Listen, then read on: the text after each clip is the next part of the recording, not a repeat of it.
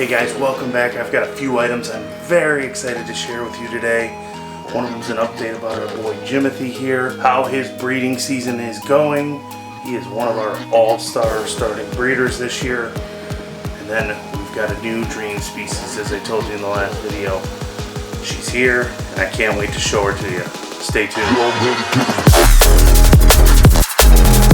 So this past week we had our library show at the Hiawatha Library here in Iowa. I wasn't sure what to expect with it being our first educational show, but it did not disappoint. Over 250 people showed up. Great deal of kids there. I was very excited to see that, to have a hands-on experience, and it was a great time overall, just showing people how misunderstood these creatures actually are and giving them the opportunity to have a face-to-face or one-on-one experience with them. So that was really cool. A lot of people very, I guess, apprehensive to go up to Belle, who's probably like a 5-foot female ball python. You've seen her here, blue-eyed leucistic. But she did great, very alert, very curious, and you can just, I would expect no different from Belle. She's just amazing. So this is Jimothy here. He is a pastel double het clown sunset, and he is one of our star breeders this year to get us on that track to producing sunset clowns. So we paired Jimothy with Aurora, who is our super pastel het sunset female, a few weeks ago, and you may have seen that up on shorts, and we spoke about it in the last video, but he locked up with her for about 3 days. And our girl Cindy here is just up to weight now, so we paired him with her just to see how things go, and it was a success. He locked up with her for 3 days as well, so this boy is doing well, and he has remained on food through all of it too. With those clutches, again, hoping for some visual sunsets. For me, hopefully preferably a male, so we can really start to utilize him to put sunset into some things that we have not previously seen them in before. Make sure you stay tuned for that. We might have some visual sunsets up for sale this spring. So last week I teased you that I had gotten a dream species and it had not arrived yet. I have a new species to show you guys right after I did a video about being addicted to buying new snakes. Let's take a look at her.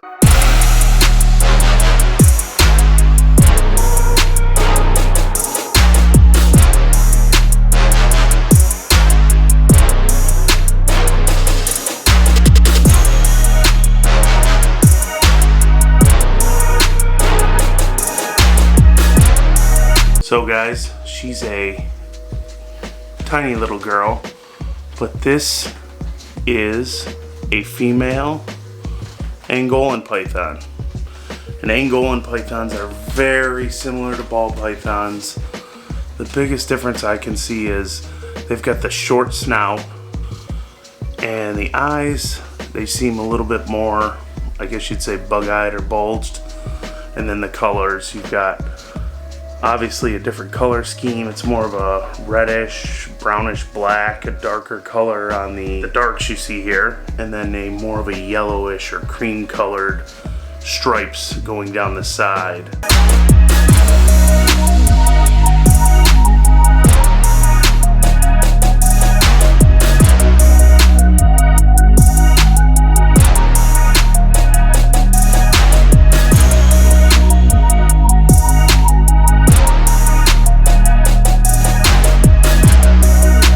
We are very psyched to have her.